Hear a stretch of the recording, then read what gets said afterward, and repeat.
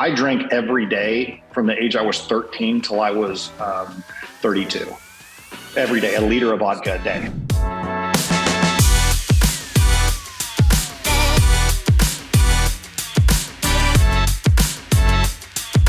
Welcome back to the show. My name is Remington Ramsey, and today we have someone on the podcast that by all accounts should actually be dead, Mr. Brett Boone. And I say that tongue-in-cheek, man. Welcome to the podcast. Welcome to the show, first of all.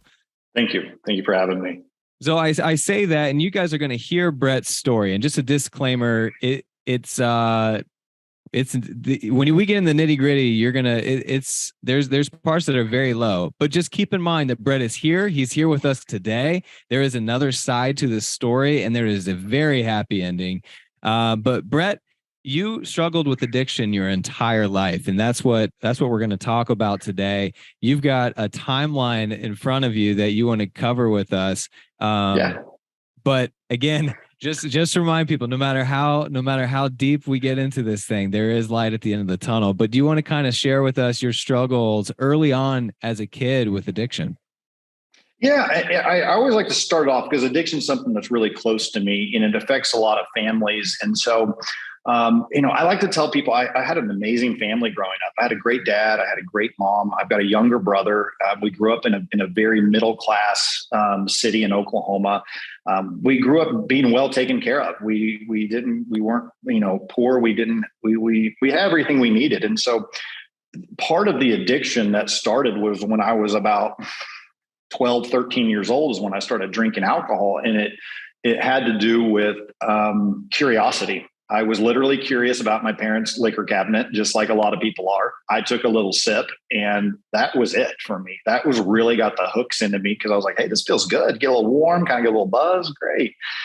And I didn't have any idea what an addiction was or where it led to. But I started drinking whenever I was about 13 years old. Was the first time I started drinking. Yeah. And it just took off from there, weed and then cocaine and ecstasy and the whole 9 yards. So, well, it was started off as curiosity with your parents' liquor cabinet. But I mean, since then, and I don't want to jump too far ahead, I'm sure you've identified why it's different for some people who got into their parents' liquor cabinet and didn't turn into a full-blown addiction. But for you, from that first sip, what is there something about your personality that made it way more addicting, or what have you identified there? Yeah. So being able to look back on it, you're able to look back at your personality style, your behavioral style, and kind of who you were as a kid. And you look in your family history, and we have family history on both mom and dad's side of a tremendous amount of alcohol addiction that goes back many, many years. And just whenever your studies have shown that the younger you are that you start to have your first experience with drugs or alcohol, you're like 90 or 80% higher chance of becoming a long-term drug and alcohol addict. The sooner that you do. And literally like the textbook definition is like from like 13, 14 to 18. If you're getting into drugs and stuff at that age, it's like a major high percentage that it's going to affect you the rest of your life at some point in time. So like I fit that model perfectly, and an addictive style, personality style. When you do something, you go all in, and yeah, I was all in. Yeah. Now, did your sphere understand? Did they know this was happening? Were you doing it in secret? Were you doing it with friends? What did it look like when you were in your teens? Yeah. So whenever you're teens, yes, it was one of those deals where everybody was, I'm in middle school at this point in time. I was actually started to mow yards whenever I was about 11 years old. And that's kind of got what things started because I had a little bit of money. And when you're 11, 12 years old. And this is in Oklahoma City. Sorry, I forgot to say that. I wanted everyone to get a picture of where you're at, because you started buying alcohol at liquor stores at 15. And I don't know that you can do that everywhere in the country. I know I couldn't. What was it about your town that allowed you to do that? Well, I tell people this, it's not the amount of resources you have, it's how resourceful you can be. And what I found was I was very resourceful. So I was able to come up with some money by mowing yards. Well, I got a little smart and I started smoking some weed. I found out I could take that money and I could go buy an ounce of weed for $60. I could sell 3/4 for 75, and I could smoke 25 a quarter for free and go get, some ice cream if I wanted to. And basically you could keep this thing going. So I stopped mowing yards and got into selling weed because I was able to, it was self-sufficient, and I was able to continue to buy more and more and more. keep my own supply, sell the rest, make a profit. And that's kind of what got things rolling. Mixing that in with the drinking, I had a small business essentially whenever I'm like, 14, 15 years old, and being able to get high off my own supply. And, I was being able to go buy alcohol. So you find these locations and, not the seedy parts of the town that, these owners will sell you alcohol and liquor. They had to have known that you were underage. Oh, they're double charging you. Yeah, they're not even asking for ID, stuff like that. So again, it's being resourceful. You look hard enough, you'll find a way to get about anything that you want. And I was very resourceful, very resourceful. So I'm just thinking about how different our childhoods were, because I also had a lawn care business, but then I would spend it on basketball cards. Smart. You were able to essentially leave the lawn care business because you were providing the weed and the alcohol, but then also making money off of it. And just kind of, I wonder if, and maybe you know this, the addiction to the process of making money kind of fueled it. There's the chase. Was there a money addiction? Was there like a building addiction there going on too? Yeah, absolutely. There was definitely that. It was, you want people to like you. You want to be able to, one, you're an addict, but whenever you're one of the few kids around town that's able to get a hold of some of these, drugs and alcohol, people start to come to you. So I was very well known. I was the guy who had the stuff. And, whenever I was about 16, that's when ecstasy or, Molly or whatever you call it now ended up coming hitting the scene. And I was the only guy in Edmond that really had a connection with that. And that's where I really started making some serious money.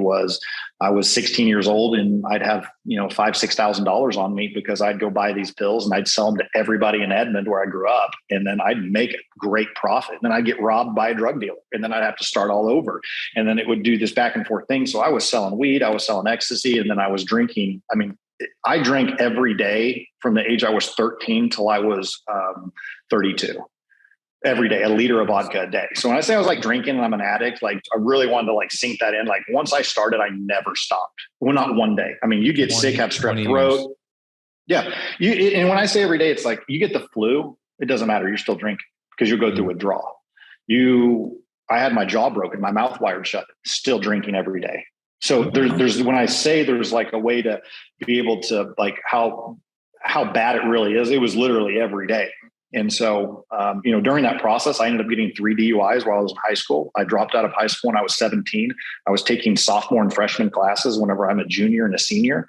I had my high school my high school English teacher tell me is like, Brett, you're not going to graduate. There's nothing you can do, no matter how much summer school, no matter what you do, you're never going to graduate. And when you hear that, you give up. And so was just like this screw it attitude. I'm not going to college. All my friends are going to go to school. And I'm stuck here, not going to graduate high school, not going to college, no career. No college or anybody would ever accept me. My SAT and ACT scores, they were nothing. They were literally like moron level stuff. So like I had no future, what I was going to do, where I was going to go. So I dropped out of high school, never graduated when I was 18 years old, and started working at an oil change place for like 4 years after that. And I got 2 or 3 DUIs. Were you not dealing at that time? So I ended up getting robbed so many times and like ripped off that after I got like out of high school, it kind of fizzled out where I either blew the money, wasn't smart with it. And so by the time I was like out of high school, it was just full blown party mode, less making money. And it was just too risky. And so you got your parents on your butt. And so it was like, I started working at an oil change place and it was really depressing. It was really, I was drinking every day. And, I'm out drinking at a bowling alley with some friends and I start running my mouth. His buddy comes out of the bathroom and breaks my jaw. I got 2 plates, 4 screws, jaw completely snapped off, almost came through my neck. I had a bone sticking through my mouth, had my mouth wired shut for 3 months. I had 2 plates and 4 screws holding my face together. I had permanent nerve damage in my face.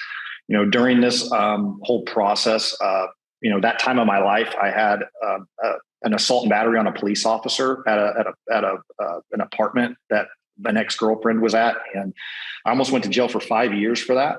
That was the police officer didn't show up to court and the case got dismissed. But I was looking at 5 years in prison for assault and battery on a police officer. What was the story there? Was he uniformed or? No, it was a apartment party. I was on the second floor. police got called. A plainclothes police officer shows up, starts banging on the door. I open the door, smoke him in the face, get on top of him, bust his whole face up. Did you My know he guys was pulled me. a cop at the time? Oh man. He had a badge on and he had a belt on, but he had a plainclothes shirt and jeans on. Everybody pulls me off of him, throws me in the apartment. He pulls his gun out, and I jump off the second story balcony and start running to my car. By this time, he's already got his buddies on the way. About 15 cop cars come out. They pull a police dog out on me, let that sucker loose on me about 2 inches from my face while I'm on the ground, handcuffed me. And they're like, dude, you just hit a cop, man. That cop's got to go get stitches in his face. You have assault and battery on a police officer. It's a 5-year prison sentence if you're convicted. He didn't show up for a court date. And so that got dismissed. And keep in mind, I've also had, during this whole time, I've been arrested probably 26 times. The first time I got arrested, I was 13 years old for stealing tobacco from a grocery store. I've had my right hand and left hand broken over 6 times. I've got over 100 stitches in my face from drunk falling. I've had 3 DUIs, almost got my license suspended. I would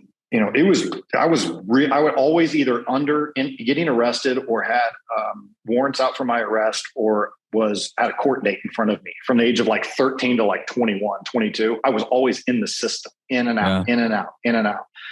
So my brother and I got a DUI. When you say in the system, like you were in and out of jail, like you were spending nights in jail. And I mean, now I just want to remind everyone at the beginning of this, we said, Brett, you should be dead. And like hearing some of these details, how does someone get arrested 26 times? How do you even hit that number without the course being like, this is your 15th time. We're going to keep you a little bit longer. Like, how does that even happen? So I would say about half those times were whenever I was a minor, underaged. And so the first time I got arrested, whenever I was stealing stuff at a grocery store, I mean, they had to call my parents to come pick up my bicycle and put it in the trunk of the car to take me home. Yeah. Like that's how much of a child I was. I was a kid. And so whenever you see these types of these things, I'm not always getting charged for all of them. And so I'm getting arrested, I'm getting handcuffs. And they're like, dude, where's your parents? Yeah. I'm getting pulled over. So a lot of that stuff was that. And then a lot of encounters would just be drunk in public. A lot of that stuff doesn't go on your record. They take you in, they take you out. So there was a lot of that. So it wasn't like a whole bunch of charges were stacking. It was you're getting in trouble and then you get a deferred sentence and it's like, hey, you got community service or you got to go to this course or this class or this thing. And so that's what I mean by I was in the system. I always had a date to come go back to court to check in to make sure I wasn't getting this and that. And was anyone in your life during this time a voice of reason? Were your parents like nervous for you, scared for you? Were they in the same situation? What was going on? A lot of people ask that, and I don't put any blame on my parents for this because they just didn't understand what was going on. And I was and still am a very like strong opinionated and sort of like a very strong-willed person. And so you could ground me, you could take my keys away from me, you could do anything. I would literally jump out the second story window of my house and leave. Like you would have to tie me up or put me in like a jail or send me to some sort of camp against my will to be able to control me. Like you'd have to tie me down physically to be able to keep me in place. Otherwise, I'd literally jump out the window and you wouldn't see me. And I'd go hang out and do whatever. Was that before the drinking? That was just your strong will, or was that since 13? Like you kind of were fueled your personality plus the substance abuse. It's both. I mean, when you start hitting 12, 13, you start getting your hormones start kicking in and all that stuff, and you get the attitude and all that crap starts happening, So, you start talking back and all that good stuff. And so, that was all the way till I was, about 20 years old. And then when I turned 21, my dad had an unexpected heart attack and passed away. And so we ended up losing our childhood house. My mom and dad were in the middle of a divorce, which made that really, really tough when that happened because he passed away when they were in a divorce. So my mom got everything that happened and she ended up moving out of the house. And so my brother and I are like left with our childhood house that we're like living in that we eventually had to sell because we couldn't keep up with it. So we like lost our childhood home. My brother's an addict himself. He's recovered as well. So he's doing his thing. My mom's a widow now and she's out, seeing other guys and doing her own thing, which really pushed me away. And then I'm all by myself and I'm now working at Sushi Nico's where I met my wife waiting tables, doing sushi. And so like, that's kind of like up to this point, like that's my whole childhood, dad passed away and now I'm, waiting tables. no direction in life, don't know what I'm going to do. I'm really depressed. All my friends went to school. They went to college. They're making money. I don't have an education. No school is going to, get me. I know that I'm not smart as far as like book smart, like sitting down and studying in a class is like my ADD will not allow that. So I know my strengths and my weaknesses. And I was just at a really tough time. And that's, I tell people like back in 2008 when I got my license, and I was waiting tables, and I had a woman who came up to me. I'm still good friends with her today. And it was literally like a sign, because my girlfriend, Faye, my wife now at this time, we started dating, and we were looking at buying an English bulldog. We had no business doing that, but I'm waiting tables, and there's this lady at this table, this guy and this lady, and there's pictures of English bulldogs all over the table. I'm like, what is this? So I go over there. Yeah, I'm like, what are you guys doing? And she was like, hey, I breed them. And the guy that was with him is the person who like walks them at like the Westminster Dog Show, like high level, like crazy, like top tier dog stuff. And I'm like, cool. Like, give me your card. She gave me her card. One side was dog breeder. The other side was real estate agent. Okay. And I said, hey, I was like, you're a realtor. And she was like, you should do real estate. And I was like, I don't know what to do. And I remember the light went off. She goes, you're over 18, right? And I was like, yeah. She's like, you're not a convicted felon. I was like, I haven't been convicted. Like I got tried, I got convicted. And I was like, that's it? You don't have to go to school. You don't have to college degree. And she's like, no, you have to pass a test. And I was like, where do I go? There's a Keller Williams right up the street. I was there the next day. What do I got to do? And this is what year? 2008. So you're still struggling with addiction at this point. Full blown alcoholic, drinking a liter of vodka a day. I mean, I'm in a full freaking bottle. I mean, it's like 30 something ounces or something, like 30 shots of liquor a day. So it's got to be an all day thing for you. So you're functional at this point, working a job, like people can't tell. It's not an all day thing. I would go to work, wait tables during the daytime. I would go do my real estate class in the evening. And then as soon as I got home, in about a 4-hour period, I'd drink an entire bottle of liquor. And what did that do? I mean, what does that physically do to you? And we have to eventually get to the recovery part here, but this is next level, Brett. So what does that do to your body and mind in a 4-hour period? Yeah, you black out and you get used to it. And it's the only way that you can sleep. It's the only way that you can function. And if you don't have it, you start shaking, you start sweating. I mean, you're a prisoner to the addiction. There's no way to not do it. You're not having fun at this point. You're at home drinking by yourself or with your girlfriend. She's not drinking, alone on a couch watching TV to make time go by. How did Faye feel about this? She didn't understand what an addict was. She's from Thailand. She's never had an addict in her family, didn't know what to look. And I tricked her because every day I'd go buy a new bottle of liquor. I'd put it in my backpack. I'd come home. I'd trade the bottles out of the liquor, out of the freezer. And so I'd take the old bottle out of the freezer, put the new bottle in, go to the trash, pull the trash up, put the bottle in, put the trash on top. Mm-hmm. And then I'd get a big old bottle, 32 ounce cup. I'd pour the whole bottle in there, put a little bit of Gatorade, put a top on it so you didn't know what was in it. And I just drink that. And it's like every sip was like an ounce of vodka every day. And so she had no idea how bad it was until my family was like, hey, you start falling over, you start making messes, you start, causing issues and stuff. And it's like, hey, there's something going on here. Yeah. You're an addict. So she found out pretty quickly. It's tough, really tough. So let's transition to the time where you get into real estate. You're still struggling with this addiction. You've met your soon to be wife. What was rock bottom? Rock bottom was January 3rd, 2015, when I overdosed on cocaine. That was the last day I used. So I get into 08, and from 08 to 2015, I was building the team. I was going through a bunch of assistants. I was going through a bunch of buyer's agents. I was learning systems. I was paying for leads. I was just trying everything to try to succeed in real estate and manage my drinking. And I hit about 95 transactions. Was like the year before, in like 2008 was whenever I was at like 95. I was trying to get to 100. And what happened was on January 3rd, 2015 is a very unique time because it was a Saturday, and like New Year's Day was like a couple days before that. And you had Christmas. So you had like this party week where you had like Christmas Eve, Christmas, New Year's. And then it was like that Saturday after. My brother and I came home, and my wife was with me. My brother was staying at my house at that time. And we had a bottle of absinthe that we won at one of the Christmas parties. We came home and we killed that bottle back to back, shot for shot in about 5 minutes. And, my brother and I are both addicts. And so we looked at each other like, hey, let's go get some drugs. And so my wife knew that something was up.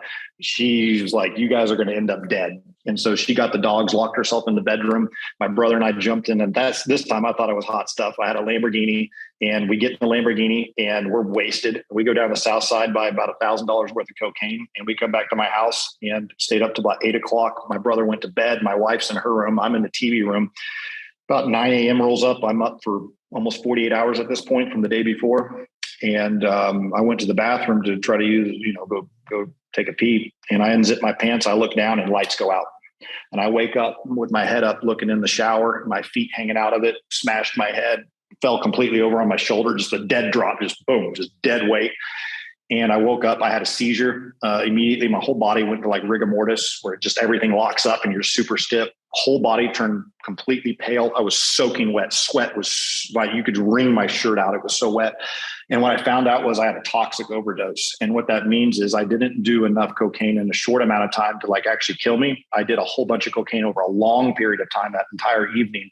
And it had built up in my system. And it was a way for your body to say, hey, I've got a poison in me. We're going to reset the system and try to flush this stuff out. And that's what my doctor told me. But that was the day that I realized, like, I don't have control of this. When you're at this point in your life, every day you're waking up saying you're sorry. Every day you're waking up saying, what did I mess up? What did I break? What damage did I do? What relationship did I, harm? What bad, horrible, harmful things did I say that I don't remember? And that adds up, and it adds up. And you keep telling yourself, I'm okay. It's going to be fine. I got this under control. That was the day that I was done. That was the day. So that's rock bottom. And then what do you do? I mean, you've got clarity now, man, like you're changed, and this has been 8 years. So what was the process by which, I mean, you identified it there, like, this is not good. I need to get a grip on it. But even some people I know that get that clarity don't do the right things to stay out of it. And it looks like you've been successful doing that. So what were the steps that you took to be free of it? The first thing is accountability. The very first thing I did is, after my wife, she actually walked in the room after I had this seizure and passed out, and I'd cleaned myself up, and I was sitting back down having like a moment with myself, and she walked in the room, and she kind of saw no one found you. You just woke up that way and got up. I would have been dead. She would have found me. Just found my dead body laying there. Yeah, I woke up. Wow. By myself. And I woke up and I sat there for about 20 minutes, got myself showered, cleaned up, figured I'm not going to die. I go back in the room that I was our TV room. And I was sitting there having a moment with myself, and my wife came in, and I'll never forget it. I mean, she went down, and I thought I had this place nice and clean. She picked this little baggie up off the floor that I had left there. And she just looked at me, and she just like turned around and just walked out the room. And she'd never done that before. I was like, I was like, this is different. And I made the decision in that moment that I'm going to go get help. So I told her, I said, hey, I've always had a real estate coach of some sort of accountability. And I know that I need it. I know I'm really good with discipline. When I make my mind up, I'm going to do something. And I said, I'm going to go get help. The next day I went and called my counselor. His name's Kyle McGraw here in Oklahoma. I met with him for a year straight, twice a week. And when you pay somebody to get a result, you show up differently than whenever you get advice or coaching for free. And so I showed up ready to perform. And that was the last day I used. I made my mind up, and my life changed. In that first year that I was sober, we went from 95 transactions to 175 transactions in 1 year. Wow. So we more than doubled, and we moved up to last year. We did 305 retail transactions. And then we just opened up our investment arm of the company, which should do no less than 100 transactions on either wholesaling, buy and hold this year. And so it just gave me extreme clarity. It gave me purpose. It gave me everything, but I had to let go. I was holding on to two doors. It's like, you can't hold on to this door trying to go into that door. You got to let go of one door to go through the next one. And that door was alcohol and drugs. I had to let it go. Let me ask you something. If now that you're 8 years sober and you're looking back on your life, and the one question I have is not what you would do different if you could, because I think as an addict, it's not that simple. But if you had to look back and see that 13-year-old kid, is there anyone in your life that could have, or anything that could have kept you from going down this path if you would have had, I guess a better way to ask this is, you have your firstborn daughter just a few days ago. Congrats. And that's a whole other podcast, man. 5 years of IVF and all sorts of challenges there, but very happy for you there. Thank you. If you had to go back and mentor that kid, how would you do that? What would you say? Structure was the thing. I think that once a kid, when they're in their middle school and early high school years, when you see them starting to fall behind in school and grades, if you're not finding the root of that cause and what's actually going on, I would sit there and read a book, and I'd read one page, and my brain literally couldn't recall what I just read. I would sit there, and when I was in middle school, I would like punch myself in the head. I was like, get it, like fix your head. I can't read a page and then go do a book report, much less read a 60-page book and then remember what happened. So I remember having this very difficult comprehension. And once you get behind, say like math, I never graduated algebra. That's like freshman level. There's kids in middle school that are like taking AP advanced high school classes. I still to this day don't know how to do algebra.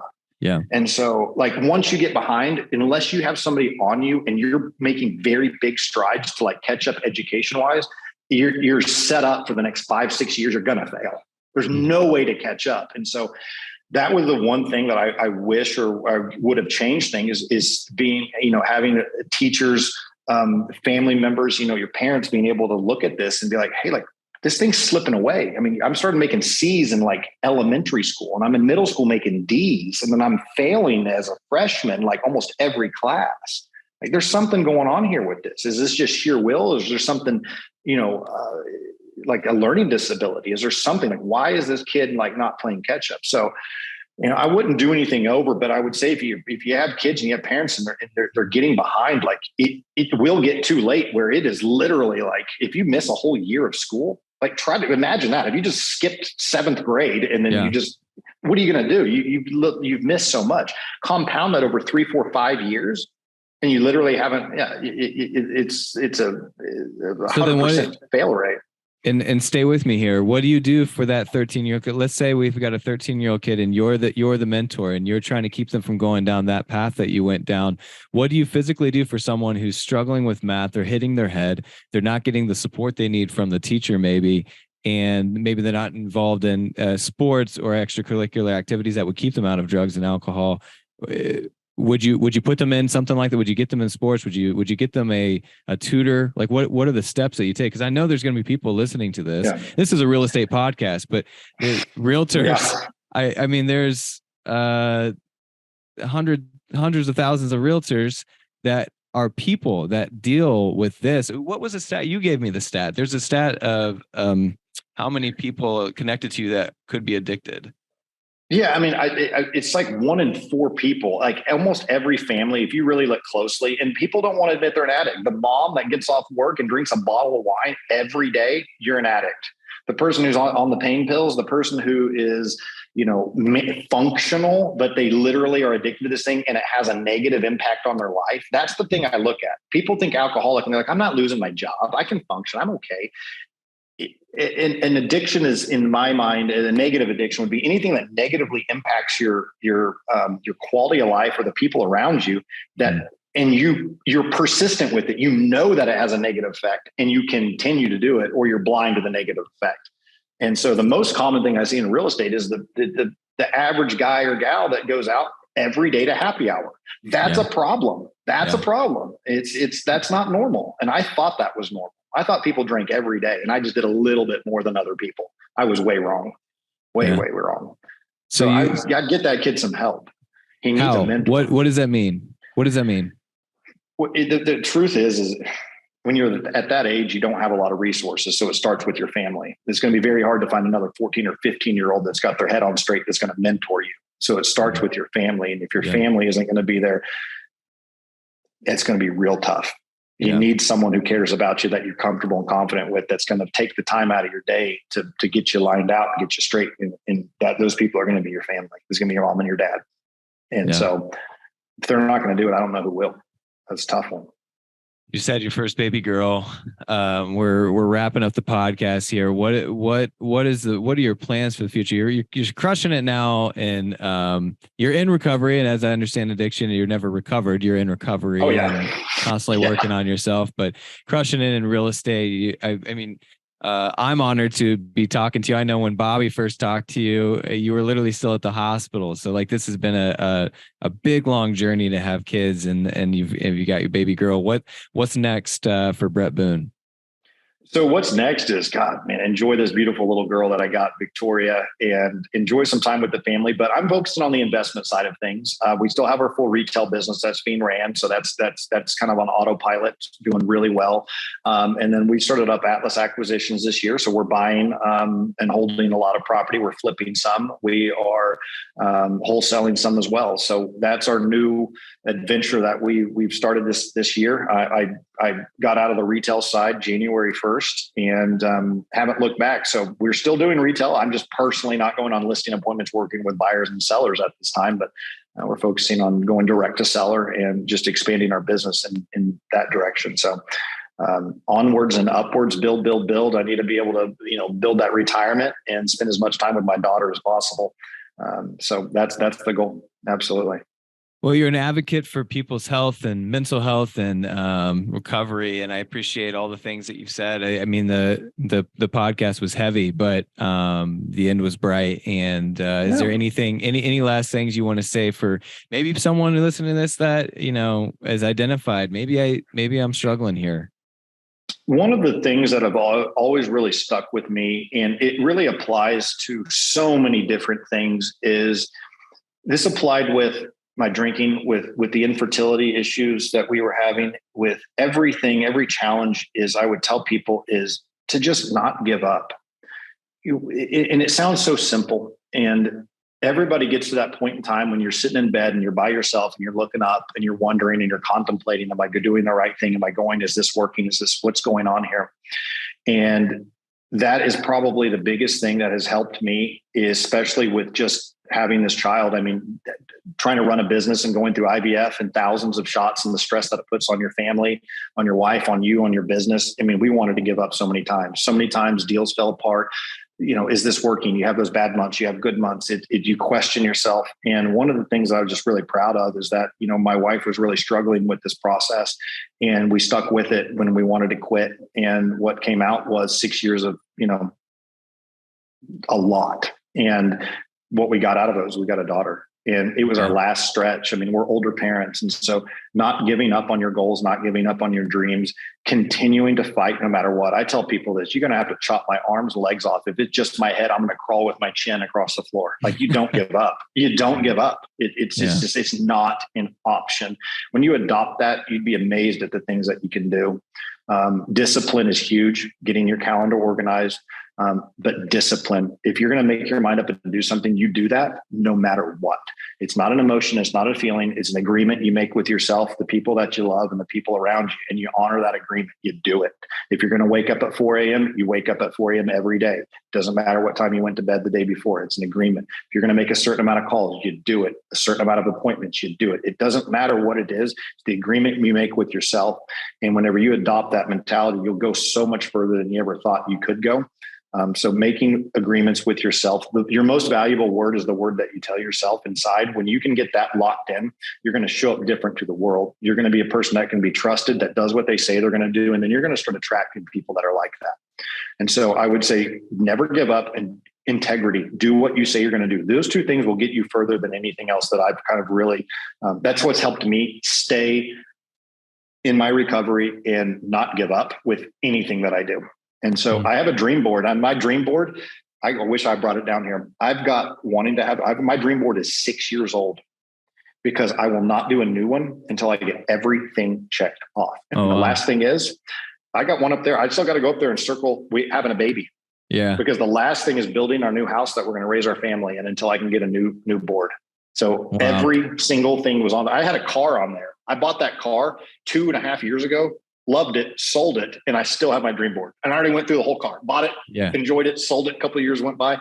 So keeping your goals in front of you and never giving up. I will refuse to change that board until we build our house that my daughter's going to grow up in. Then I'll get a new dream board. But I have a 6-year-old dream board upstairs, and everything's been like X'd out except for that last one.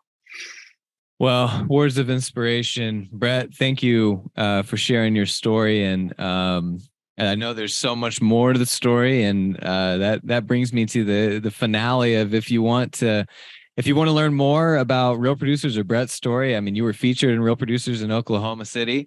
And if you're looking to get more involved in Real Producers, you listen to this podcast, reach out to your local area director, your publisher, and get involved. Brett, thanks for sharing your story today. And congrats on being the latest girl dad in real estate. I love it. Thanks for having me. This has been the show, Real Producers Podcast. We'll see you next time.